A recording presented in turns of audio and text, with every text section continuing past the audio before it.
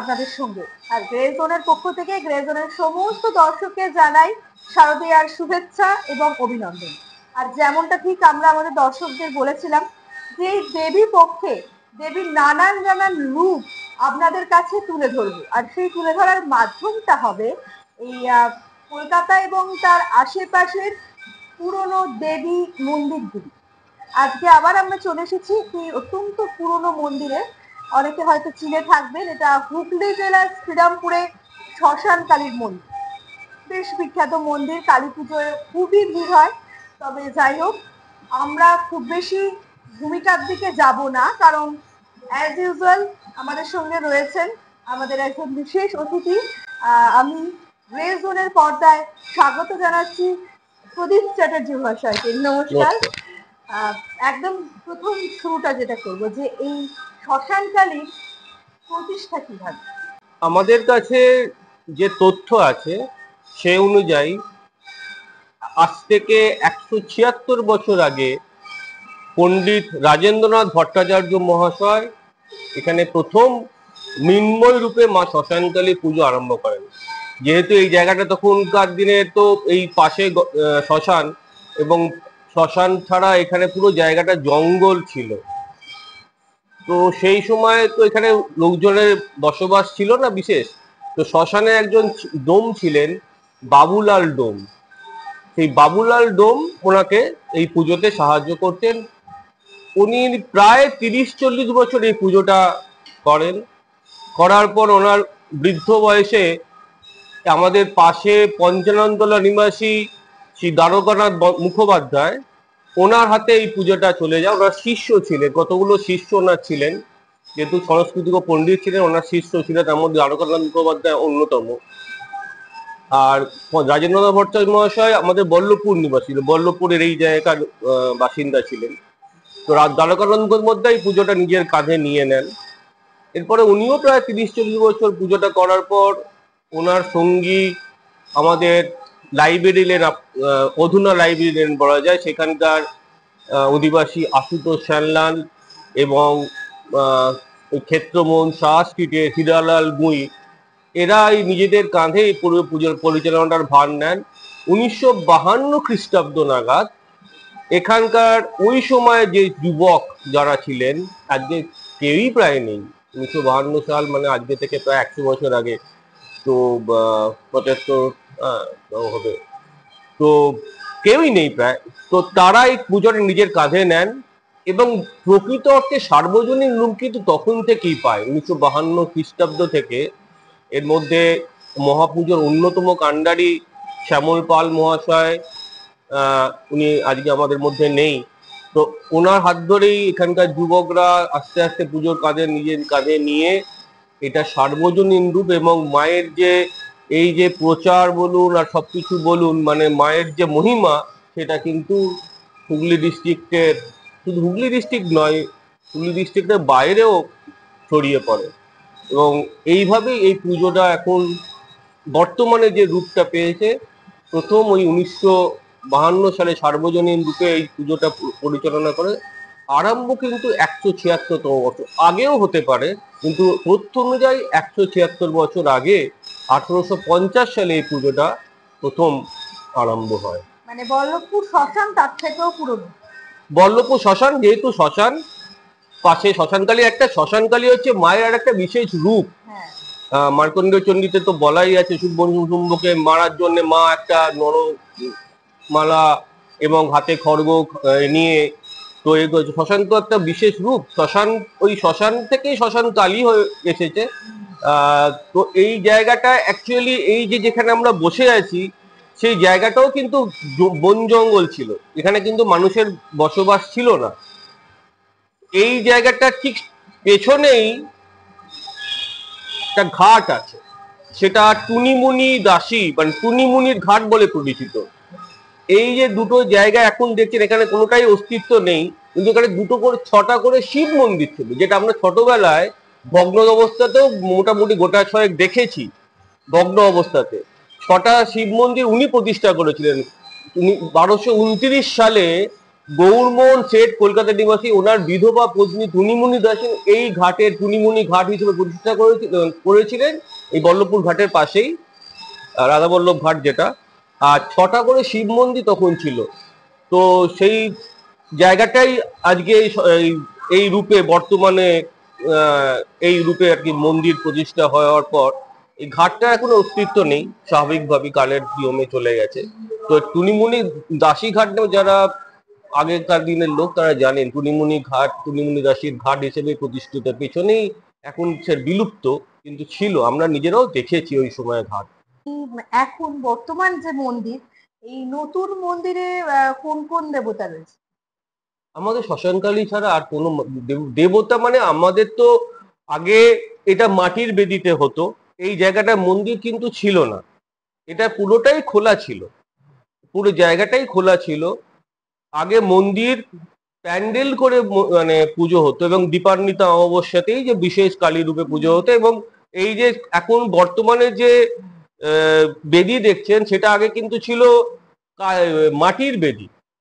মাটির বেদিতে মূর্তি নিয়ে এসে পটুয়া মানে যাত্রা পটুয়াপাড়া থেকে সেই মূর্তি এসে এই মায়ের মন্দিরে এইখানে পুজো হতো বেদিতে। এই জায়গাটাও কিন্তু আগেকার যে জায়গাটা সেটা কিন্তু আমরা ছোটবেলা দেখেছি, অনেক বয়সকালও আমাদের এইটা মন্দিরটা প্রতিষ্ঠা হয়েছে 1984-85 সালে আরম্ভ হয়েছে এই মন্দির প্রতিষ্ঠা, মানে মন্দিরের সামনেটা। তারপরে আস্তে আস্তে এই জায়গাটা বেড়ে গেছে, আরো আরো অনেক কিছু কনস্ট্রাকশন হয়েছে, বিভিন্ন তাঁত মন্দির বলুন, অফিস ঘর বলুন, ভোগের ঘর বলুন, বিভিন্ন জায়গাগুলো আস্তে আস্তে আস্তে আস্তে বেড়েছে। কিন্তু আগে কিন্তু পুরো মন্দিরটাই এই খোলা, এই জায়গাটা পুরো খোলা থাকতো, খোলা জায়গাতেই কিন্তু প্যান্ডেল করে পুজো হতো, প্যান্ডেল করে পুজো হতো। এখনো প্যান্ডেল হয় কিন্তু পুরোটা প্যান্ডেল তো এখন আর করার প্রয়োজন নেই, কারণ এখন মন্দির হয়ে গেছে। এবং এখানে মানে কথিত আছে আর কি, এবং আমরা জানিও যে এই যে মাটির বেদি ছিল না, এই মাটির বেদিতে তখনকার দিনে এখানকার যারা যুবক ছিল, যারা ওই সময় তার যুবক, তারা ওই মাটির বেদিটায় তৈরি করা যখন হতো তখন বিভিন্ন জায়গা থেকে তারা মাটি ইট এসব সংগ্রহ করে নিয়ে আসতো। কথিত মানে ওদের কাছে এটা ছিল যে যদি মাটির বেদিতে মন্দিরের বেদি তৈরি করা যায় তাহলে তাদের একটা চাকরি হয়। মানে ওই সময় বেকার যুবকদের মধ্যে এটা উন্মাদনাটা ছিল, এবং দেখা গেছে যে এটা সত্যি, যারা যারা ওই বেদিতে মানে চাকরি পাওয়ার মতো নয় তারাও ওই সময় চাকরি পেয়েছে। হয়তো এটা কাকতালীয় হতে পারে, কিন্তু এটা কিন্তু তখনকার দিনে মানে বেদি তৈরি করার জন্য একটা রীতিমতো লড়াই হতো যে কে মাটির বেদিটা তৈরি করবে। তো এখানকার যুবকরা মানে সবাই মিলে এসে ওই যখন বেদি তৈরি হতো তখন এই বেদিটায় এসে তৈরি করতো। তারপরে পরবর্তীকালে তো এটা সংস্কার হওয়ার পর মন্দির হয়ে গেছে। আগে আমাদের ঠাকুর আসতো পটুয়াপাড়া থেকে, তো যজ্ঞেশ্বর পাল মহাশয়ের যে ওনারাই ঠাকুর করতেন বছরের বছর, এখন বিশ্বজিৎ পাল এখন মানে তার নাতি এই ঠাকুরটা করে, আগে আনা হতো, কিন্তু এখন আর ওই ঠাকুর আমাদের মন্দিরে তৈরি হয়, মন্দিরে ঠাকুর তৈরি হয়ে ওইখান থেকেই বেদিতে আসেন। তো এই হচ্ছে আমাদের মন্দিরের পূর্ব ইতিহাস বলা যায়। মানে আর বর্তমানে শুধু তো আমরা কাজ, কিন্তু শুধুমাত্র আমাদের এইটা পুজোটা কিন্তু আমাদের শুধু কাজ নয়, আমরা বিভিন্ন সারা বছর মানুষের সঙ্গে থাকি। আমাদের কাছে একটা ওই জীবে সেবা, জীবগানে শিবগানে জীব সেবা যেটাকে বলে আর কি। তো আমরা প্রত্যেকটা ইভেন্টে মানে যে কোনো সময় যখনই মানুষের দরকার পড়েছে, মানুষের প্রয়োজন হয়েছে, বিভিন্ন সময় আমরা কিন্তু সাহায্য করেছি। মানে উড়িষ্যায় সেই ভয়ঙ্কর ঘূর্ণিঝড় বলুন, বন্যা বলুন, প্রাকৃতিক দুর্যোগ, যে কোনো রকমের প্রাকৃতিক দুর্যোগ, আমাদের এখান থেকে আমাদের আগে আমরা নিজেরা বেরিয়েছি, আমাদের এখান থেকে আমাদের যে কন্ট্রিবিউশন করার কথা করেছি এখনো সেই করা গুলো করে যাই। এবং সারা বছর কিন্তু করি আমরা, আমরা এই নয় যে এক বছরে কোনো একটা পার্টিকুলার দিনে এটা করছি। এখানে আমাদের যে মায়ের কাছে প্রায় কালী পুজোর সময়তেই প্রায় 1200-1300 শাড়ি করে। তো সেই শাড়ি আমরা বিভিন্ন মিশনে দিই, বিশেষ করে বেলুড় মঠে এবং দেউলি মঠের সংলগ্ন যেসব মানে আলাদা mission, Atpur Ramakrishna mission, Gurap mission, এদেরও আমরা কি শাড়ি ডিস্ট্রিবিউট করি। এখানে আত্মসেবা সমিতি আছে, তাদের আমরা দিই।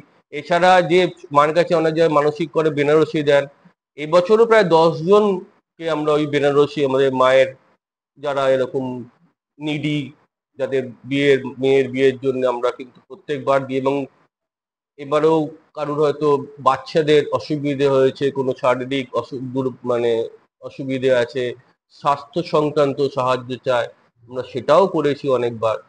আমরা কিন্তু এই কাজটা সারা বছর ধরে করি এবং আমরা বিশ্বাস করি যে সমাজ সেবাটা কিন্তু মূল।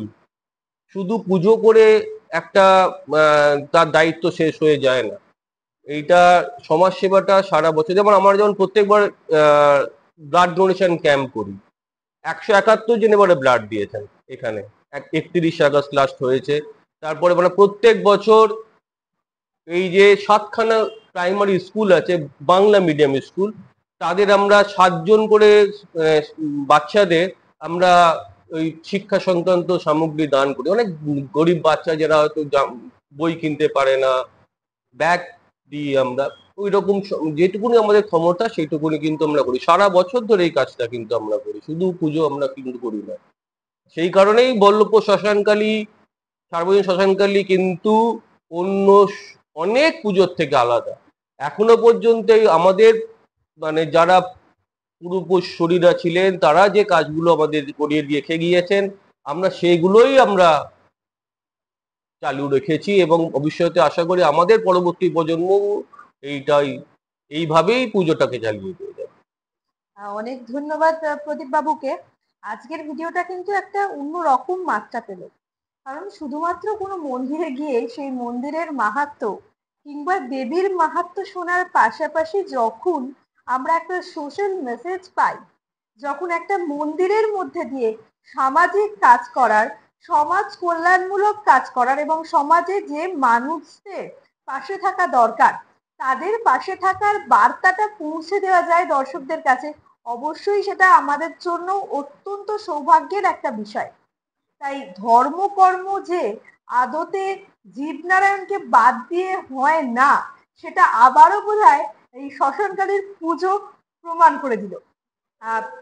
আজকের মতো এই পর্যন্তই। তবে তার আগে একটা কথা অবশ্যই বলে রাখবো, এই যে আমরা যেখানে এখন বসে রয়েছি এই শ্রীরামপুরের বল্লভপুর এলাকায়, এই এলাকারও কিন্তু অনেক পুরনো গল্প আছে, সেটা নিয়ে আমরা অবশ্যই আসবো পরে আবার কোনো ভিডিওতে। তবে এইটুকু আপাতত দর্শকদের জানিয়ে রাখি, বেশি বললে তো স্পয়লার দেওয়া হয়ে যাবে। যাই হোক, আজকের এপিসোড আমাদের এই পর্যন্তই। চলি, নমস্কার।